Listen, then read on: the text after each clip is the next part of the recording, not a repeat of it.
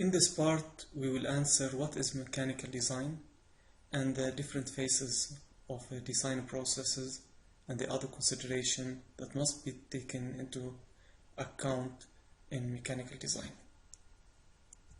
So what is mechanical design? Mechanical design refers to mechanical components in machine that have mass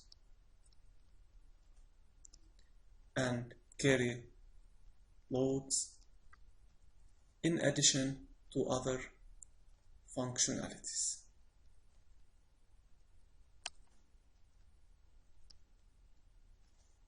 Like thermal, electromagnetic,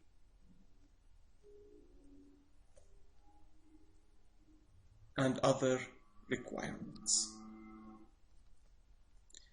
And most importantly, it must be manufactured.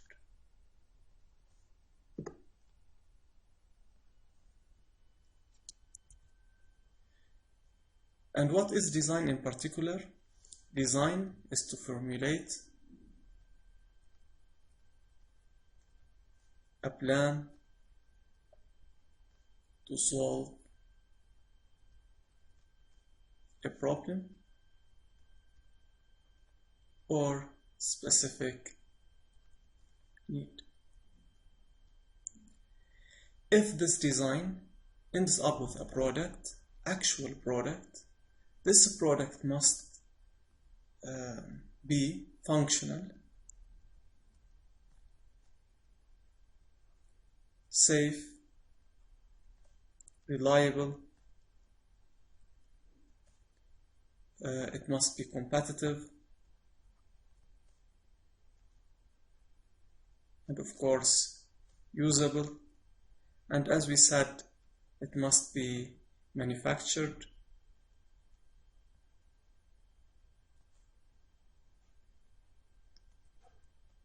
and marketable. So this is the definition of both mechanical design and design in particular. Now, what are the different phases in design process? It is a decision-making process, and it's often iterative, and the fundamental elements of the design process are established in the following diagram. So let's start by the first phase, which is the identification of need. The identification of need is a general statement of dissatisfaction with the current situation. For instance, let's take an example. You say there is too much damage to bumpers in low-speed collisions. Here, we do not say that the bumpers should be stronger or should be more flexible. This is a general statement. Another example, we want to design a vehicle that can maneuver inside or an indoor environment. The second phase in the design process is called the definition of problem. The definition of problem is more specific, while the identification of need is general.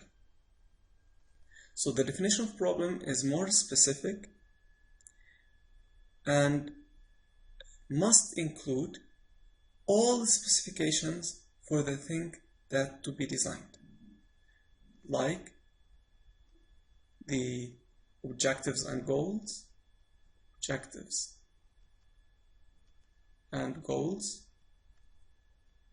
It must include the constraints, which limit the designer's decisions in design, and it can be considered as the criteria to evaluate the design or the final product. For instance, if we take the example of creating a vehicle that is able to maneuver inside a room without colliding with an obstacle, This is the identification of need. Now, in the definition of problem, we should put more constraints, more specifications, objectives, and goals. So, like, it must be travel on a certain speed, it must carry a certain load, the dimensions of the robot or the vehicle is constrained to certain dimensions. It can function, it can rotate, it can travel in any direction, and the vehicle weight is limited to a certain mass. So this is called the definition of problem. It is more specific. The third phase is called the synthesis, and what we mean by synthesis, invention of concept or concept design, at which we take all other aspects or subsystems of the machine into consideration, and we study them all together to just check if they fit and achieve the ultimate objective.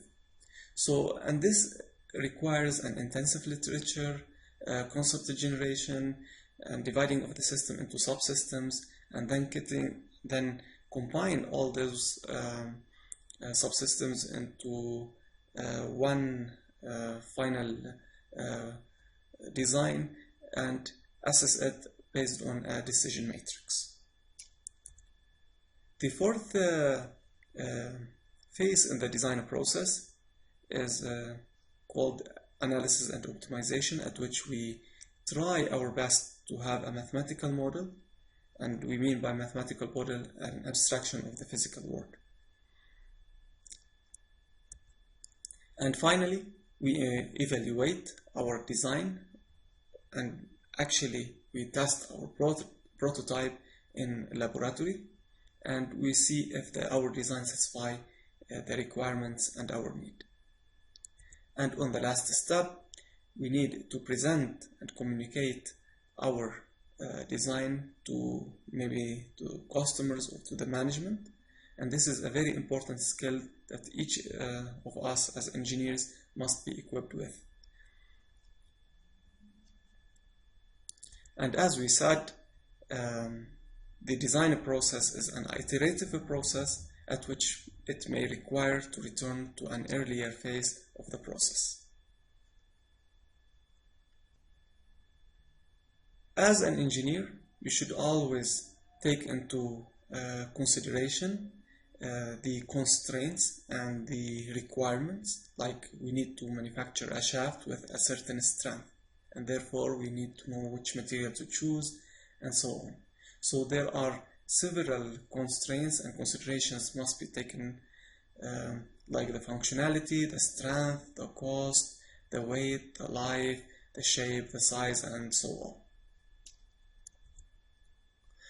It's important for you as an engineer to have a wide knowledge of you and the ability to use the standards and codes implemented by different associations and societies, like the AISI, the ASME, and so on. And as an engineer, it is your job to try your best to reduce the cost of the product during the design process. For instance, it's important to use standard sizes to reduce the cost and make sure they are available in the stock. For instance, if my design yield a shaft with a diameter of 47 millimeter, then of course I will not order to manufacture this part. Instead, I go and see if it is available on the market. For instance, 47 is not available, but 45 or 50 should work well for you. So choosing standard sizes will reduce the cost and save you a huge amount of time. And you should always make sure that the part that you would like to order is available in the stock. Another aspect of reducing the cost is the tolerance, and as much as you would like to have a better tolerance and therefore a smaller value of tolerance, this would increase the cost of the product tremendously.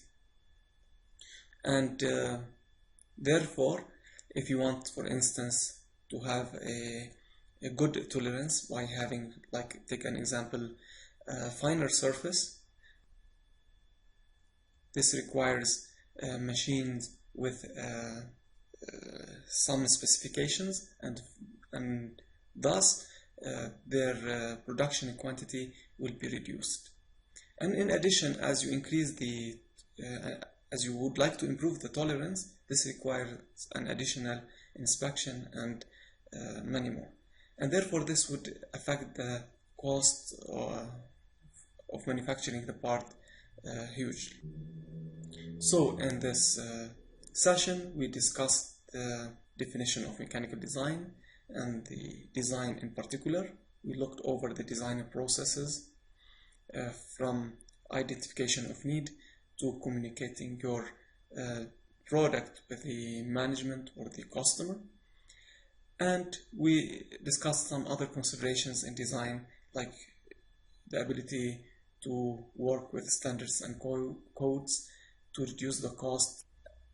And this lecture is based on Shigley's Mechanical Engineering Design book, the 10th edition. See you.